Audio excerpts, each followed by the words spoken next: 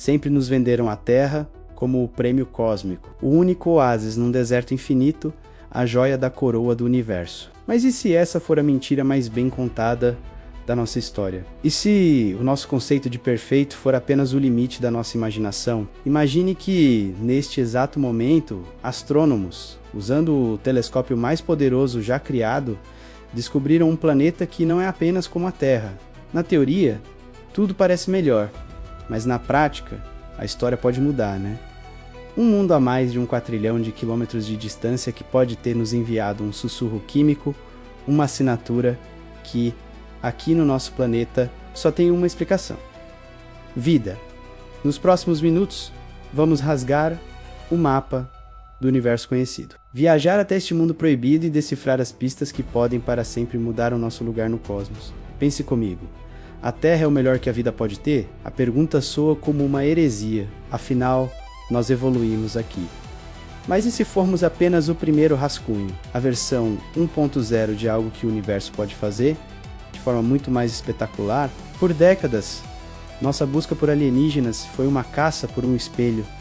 Uma Terra 2.0, buscamos planetas rochosos, do nosso tamanho, orbitando estrelas como o Sol, na distância exata. Essa distância é a famosa zona habitável, ou para os íntimos, zona cachinhos dourados. Nem tão perto para a água ferver, nem tão longe para congelar. O ponto exato para a existência de oceanos, o berço da vida. Achar um planeta ali era o bilhete premiado da loteria cósmica. Mas a ciência de ponta nos força a uma pergunta audaciosa.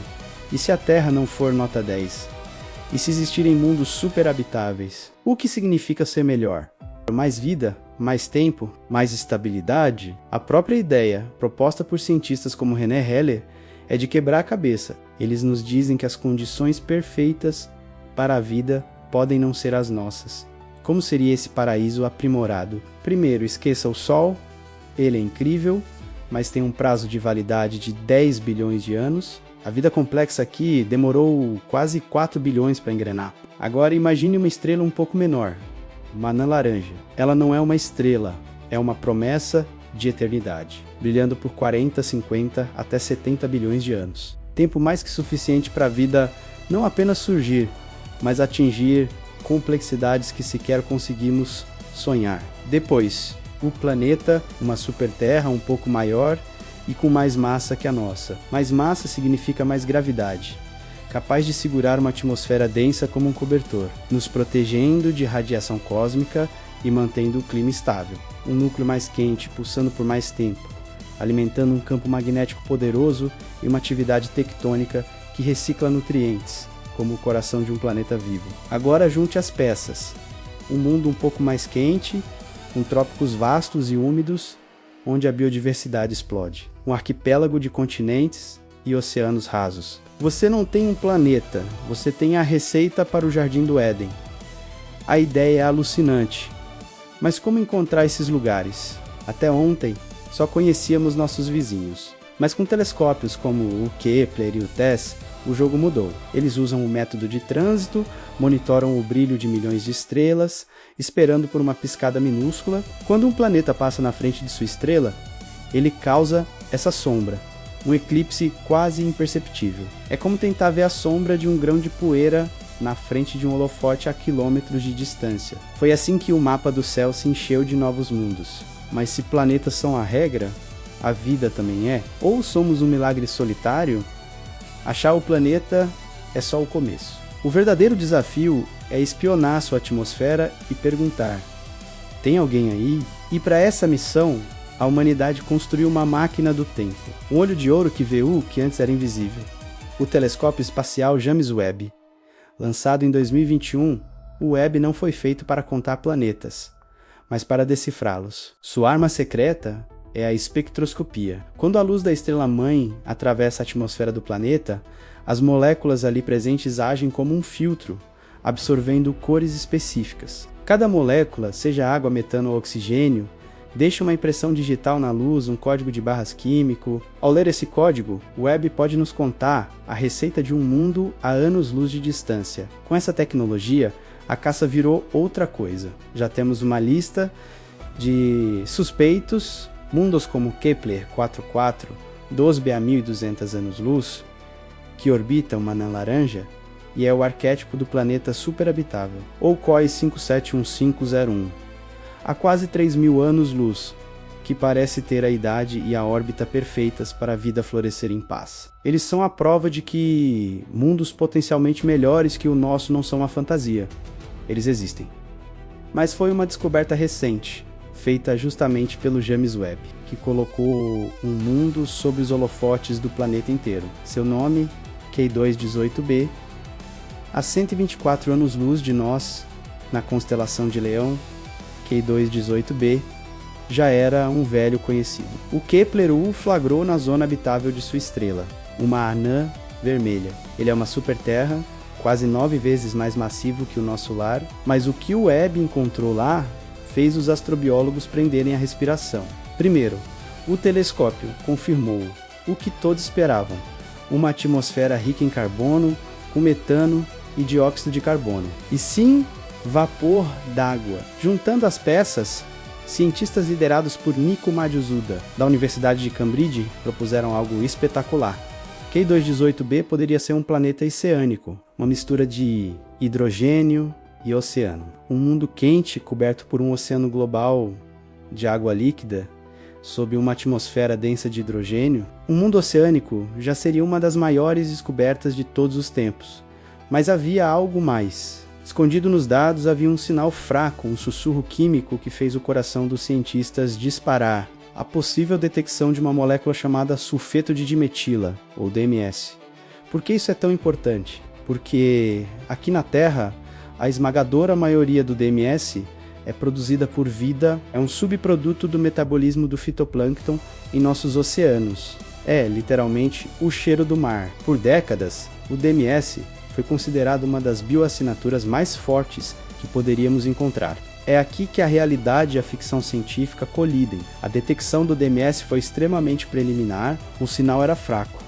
E os próprios pesquisadores, com a máxima integridade científica, alertaram que seriam necessárias muito mais observações para ter certeza. Análises posteriores, inclusive, não conseguiram confirmar a molécula, sugerindo que poderia ser apenas ruído. E mesmo que o DMS estivesse lá, não seria um ponto final. É possível que em um mundo tão alienígena, processos químicos desconhecidos pudessem produzir essa molécula sem a ajuda de nenhuma biologia. Seria mesmo o paraíso? K2-18b não seria um paraíso para nós. A gravidade nos esmagaria. A pressão nos acharia. Seríamos cozidos e liquefeitos.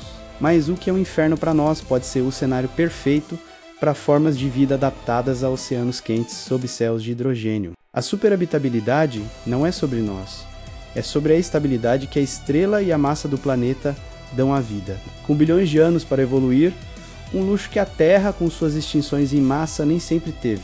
A saga de K2-18b é a ciência em sua forma mais pura e brutal. Não é um eureka, que muda tudo da noite para o dia. É um processo lento, meticuloso, cheio de becos sem saída e debates acalorados.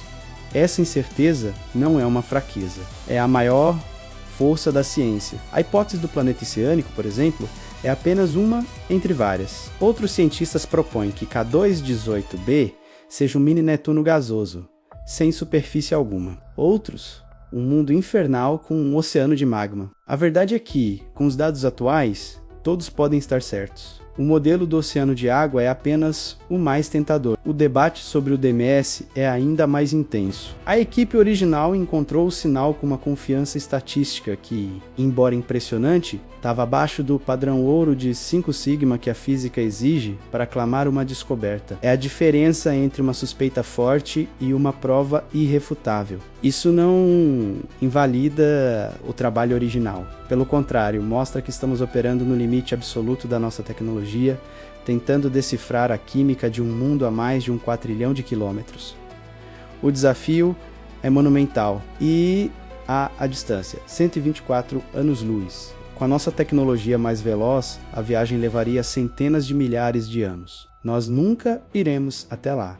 Por enquanto, somos apenas vigias cósmicos. Nossos telescópios são nossas naves, e a luz é nossa única mensageira.